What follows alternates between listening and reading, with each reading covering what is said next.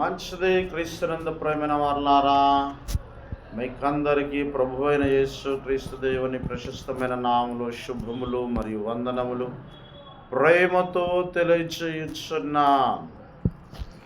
ప్రభువైన యేసు క్రీస్తు దేవుడు శిలువలో పలికిన మొదటి మాట పరిశుద్ధ గ్రంథములో నుండి లూకా సువార్త 23వ అధ్యాయం 34వ వచనం.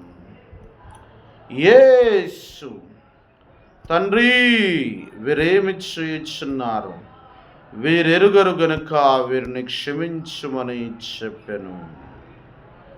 ఈ మాట బాధించు వారి కొరకైన విజ్ఞాపన.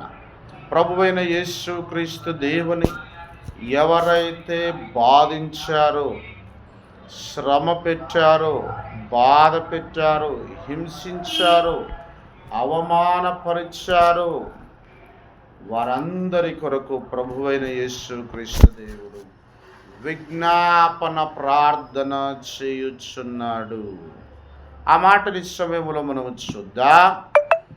మత్తయి సువార్త 5వ అధ్యాయము 43-44 వచనములు. మంచిది. క్రీస్తునందు ప్రేమైన వారలారా, మత్తయి సువార్త 5వ అధ్యాయం 43-44 వచనములు. నీ పొరుగువాని ప్రేమించి నీ శత్రువును ద్వేషించుమని చెప్పబడిన మాట మీరు విన్నారు కదా. నేను మీతో చెప్పినదేమనగా, మీరు పరలోకమందున్న మీ తండ్రికి కుమారులయ్యుండునట్లు మీ శత్రువులను ప్రేమించుడి, మిమ్మును హింసించు వారి కొరకు ప్రార్థన చేయుడి. మనమందరము ప్రభువైన యేసు క్రీస్తు దేవుని కుమారులమయ్యుండునట్లు, కుమార్తెలమయ్యుండునట్లు మన శత్రువులను మనము ప్రేమించాలి. మనల్ని హింసించే వారి కొరకు ప్రార్థన చేయాలి. యేసు ప్రభుదేవుడు ఇదే చేశాడు. మనము కూడా ఇదే చేయాలని ఈ మొదటి మాట ద్వారా ప్రభువైన యేసు క్రీస్తు దేవుడు తెలియజేస్తూ ఉన్నాడు.